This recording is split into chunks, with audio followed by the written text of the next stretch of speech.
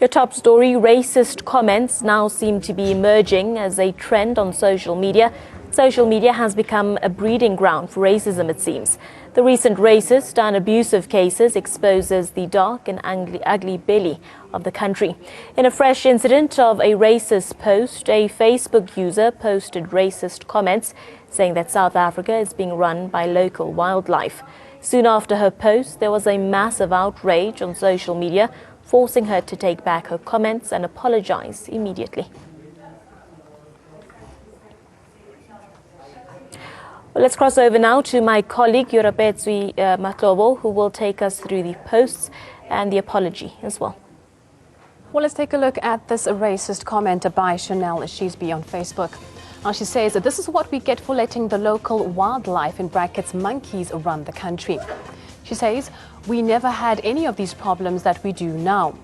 Not with electricity, not with water, nothing was like this. Run down to the ground because they lack ability to preserve and maintain anything, including life.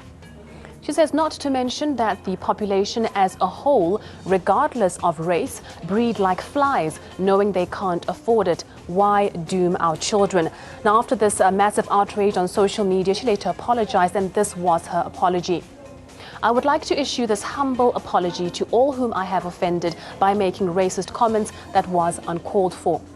She went on to say, all I can say is that I'm deeply sorry for the trouble that I have caused. And if there's anything that I can do, please let me know. Well, the big question is whether ignoring social media hate speech is in the best interest of the Rainbow Nation.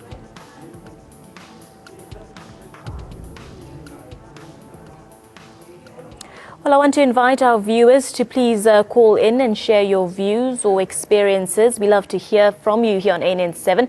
But joining me in studio now is Gushwell Brooks from the SAHRC Communications Coordinator, as well as Verily Westhuizen, a social media expert. On the phone line or live via Skype a little bit later, we'll be joined by William Bird, the Director of Media Monitoring Africa as well. Good evening to both of you in studio, and thank you very much for joining us here on ANN7 Prime.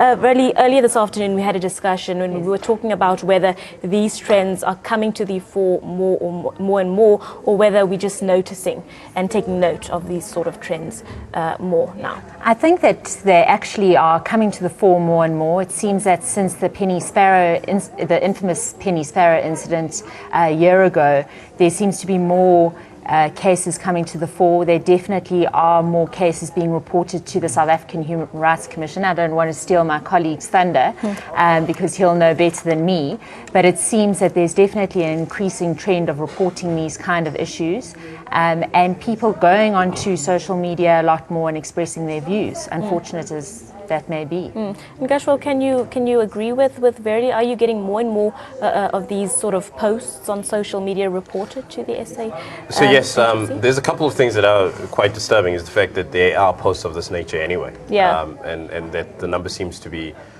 quite high. I don't want to say that it's increasing or decreasing because, I mean, we don't have those specific numbers, because I don't know if anyone's actually monitoring how much racism and hate speech is happening via the social media. But there's a couple of things that I need to just point out. Is first and foremost, even though the South African Human Rights Commission has a presence on social media as well, via Twitter and Facebook, it doesn't necessarily help to just send a screen grab. So a formal complaint needs to be lodged, and that's the issue, is that yes, a lot of these matters are being brought to the Commission, but not in a way where we can actually do something about it and actually investigate the matter and take it further. The other big issue that one needs to also point out is that unfortunately a lot of the stuff tends to be fake accounts, or people just deactivate their accounts, so it's very difficult to trace people. I mean, there was that incident when US Van der Westhuizen just passed away. Yes. And there was a racist comment that was put out via the social media, via Facebook specifically, and no one could find the party that was responsible for it. I mean, you know, the information just didn't check out employment history, etc., even the studies that he undertook. So, you know, these are some of the issues that we face. And yes, it is a serious issue, and the Commission is faced with it to the extent that we recently had a hearing, a national investigative hearing on racism in social media. Yes. And the report is due. And maybe, you know, people who want to complain are just not educated enough on the means to complain. Like you said just now, a formal complaint needs to be laid. How does one go about doing something like that? So since you picked it up on the social media, this issue, one would assume that you have access to the internet. So probably the easiest way to go about doing it is then going to the South African Human Rights website, which is sahrc.org.za. And then you just lodge the complaint there. You can either lodge it electronically on the website itself, or you could download the form, fill out the form, and then return it to us via email or fax or whatever suits you. And while you're on the website, maybe since you want to take a stand against racism, take our anti-racism pledge. It's the very first thing that you see once you open up the website. You know, take it. It takes a couple of seconds out of your time. Go ahead, sahrc.org.za. First thing that you see, the anti-racism pledge. Click on it. You go through the steps, and there you've done. And maybe that way, you also putting your name down as a citizen to say that this is not the type of action. And putting some responsibility on your own shoulders as well, instead of just pointing fingers. But joining us via Skype, like I said, is Mr. William Bird, the Director of Media Monitoring Africa. Good evening to you, sir, and thank you for joining us here on ANN7 Prime. We are discussing whether there is an increasing trend in these racist posts that we are seeing on our social media platforms. Your view and comment, please. Hi, good evening. Well, I think that it's difficult, as your other guest said, to say that there's specifically a trend, because people talk a lot of nonsense on social media all the time, and a lot of that might be between themselves or between their friends. I mean, there are literally millions and millions of messages that are passed around between each other every single day. I think that what happens is when people kind of lose their mind, or they forget that whatever they put on social media, in fact, is like speaking to a crowded room. That's when problems begin. But I think that, you know, there are mechanisms available. I'd strongly advise people to report to the SAHRC. But I think it's important to stress that it's not social media that's to blame here. It's the fact that social media makes these messages a lot easier to spread. And it means that if you say something, it's bound to be picked up by someone. So again, the advice is, unless you want to say it to a crowded room, don't put it out there. Well, Ms. William, thank you very much for your comment. We'd love for you to stay with us and continue this conversation. I just want to remind our viewers that this is a call-in show. We want you to share your view with us as well. On the phone line, we are joined by Neil from Brits. Good evening to you, Neil. What do you have to say to us this evening? Hi, how are you? I'm well, thank you, Neil. I'm good, thank you. I've seen this comment now that they posted, and I don't approve of any racism, white or black. But I just want to share my view. Sure. Usually they only post when something racism is commented on a social site like this. They only will focus on what the white people say about the black. At the moment, I'm looking at hundreds of comments on Facebook about otherwise. It's offending. Well, thank you very much, Neil, for your comment. We'll definitely discuss that and bring that your question or comment into studio. But I just want to get more views coming in here. We're also joined by Paul from Yeoville. Good evening to you, Paul. What do you have to share? You see, the problem here, I think in South Africa, really, we need to change our law. Because it's anyone can say anything, then later on and apologize. And another thing that I want to raise, you remember our president when he was campaigning for the local election. He raised one thing which I think is also not good, because I remember he said he doesn't know why black people vote for DA. You know, something like this from the president is totally wrong. Yeah. Well, thank you very much, Paul, for your view. We'll definitely discuss your point in studio. Bringing the discussion back into studio, really a very interesting point that Neil brings to the fore. I don't know if you had the opportunity to hear him, but he was basically touching on the differences in response when it comes to black and white racism. Are we seeing very different, approaches to how these two issues are tackled with regards to the division between black and white? Well, I think it's quite dangerous for me as a legal expert to comment on the kind of socio-political views that people have. But I think that what we need to remember is that in terms of the law, you have to deal with people equally.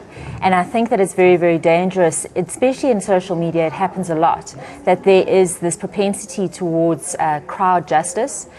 People start to get outraged on Twitter, start to get outraged on Facebook, whether it comes from any racial grouping. And the point is that all of these kind of complaints complaints, whether it comes from one racial grouping or another, should be dealt with in the same way. And it is my very firm view that it should be dealt with in terms of legislation and not be dealt with by the man on the street in a kind of mob justice route. You should be reporting to the South African Human Rights Commission. You should be going onto that website and dealing with it in that manner. If you feel very, very aggrieved, you can go to the Equality Court.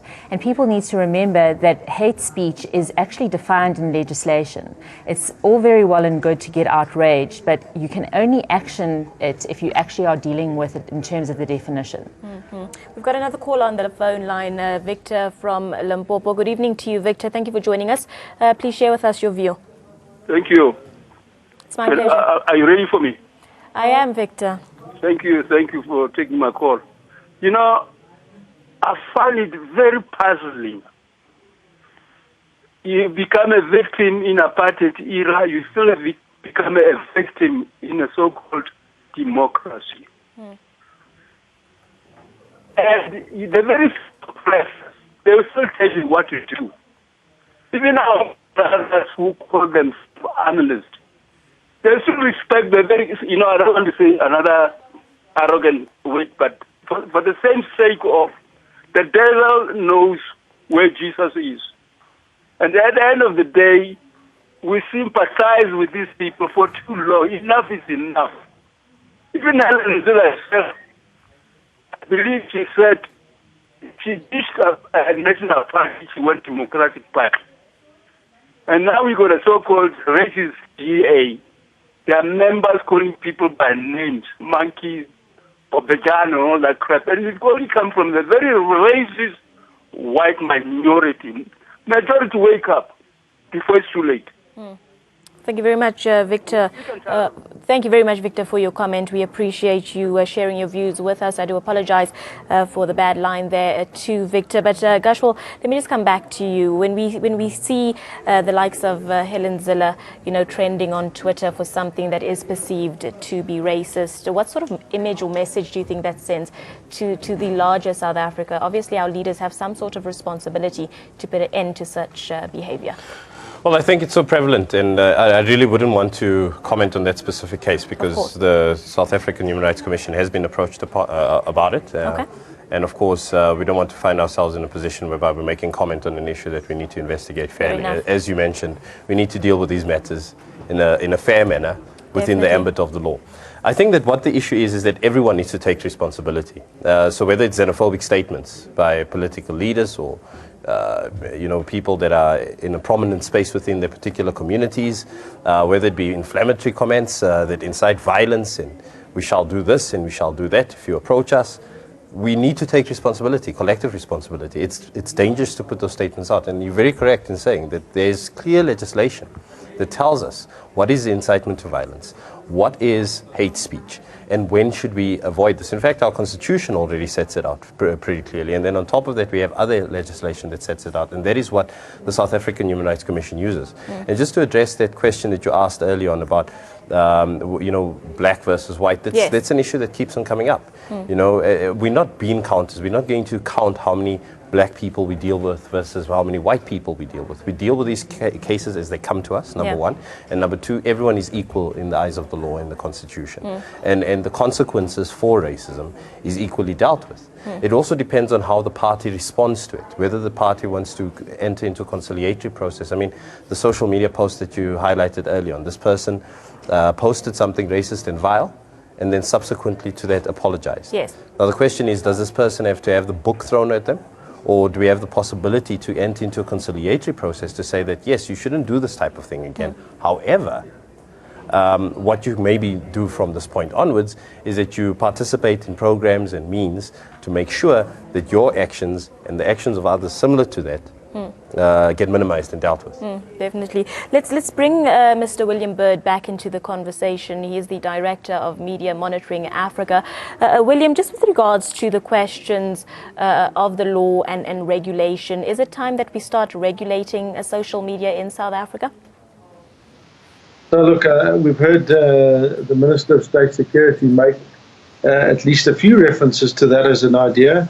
And the answer is no. You don't want state security again coming near social media for a few reasons, but also because we've already got legislation that's aiming to deal with, and primarily, the Department of Justice and Constitutional Development has already issued a draft hate crimes and hate speech bill, which speaks specifically to deal with these issues. So I think that those things, once they, pass constitutional muster and appropriately considered, will deal with any kind of gaps that may be in the equality law.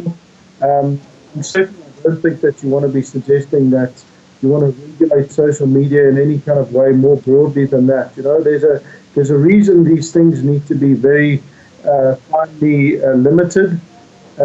We need to promote freedom of speech. It might be that what this person says is completely offensive to all of us, but I think it becomes a far more dangerous situation the moment you say, well, we need to regulate social media as a general rule because we're trying to avoid these things. The bigger problem, as your Russell has pointed out, is that we need to start to combat the ideas and attitudes that lie behind racism. We need to make sure that there are more effective programs about it. The Human Rights Commission should be more properly resourced so that they can do a lot more outreach in combating racism, having programs to help people deal with these things, understand it. That's the way to go. Regulation is it's bandied about as this sort of solution for everything. And in fact, we know, and global experience is clear that this is not the way to go.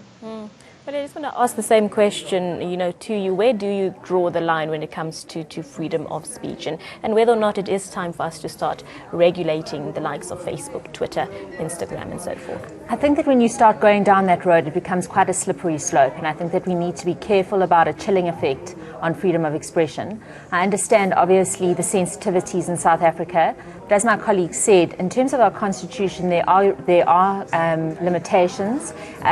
In fact, the freedom of expression provision itself has limitations within it, and then there's also the limitations clause. We've also got the Prevention of Discrimination Act, and I think that that's sufficient legislation at this stage. I think that once you start censoring people, then we go back to a time and place that we actually don't want to revisit. And I think that society should also, like you said, start self-regulating. There are other examples of countries where there has been this regulation of social media. China, I know you can't access Facebook, and there has been regulation in other African countries. And it just seems to me that it comes down to chilling of freedom of expression in a way that is slightly insidious. I think that obviously there are provisions in place, like I said, if you're trying to incite violence, then that needs to be stopped, and there are provisions to deal with that. You actually can go to the police for those kind of issues.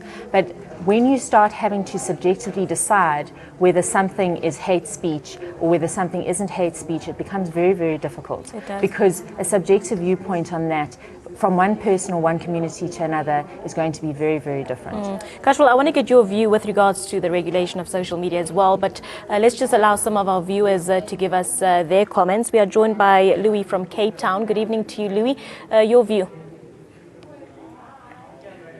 Hello? Hi, yes. Please share your view with us. Sorry, my name is Les.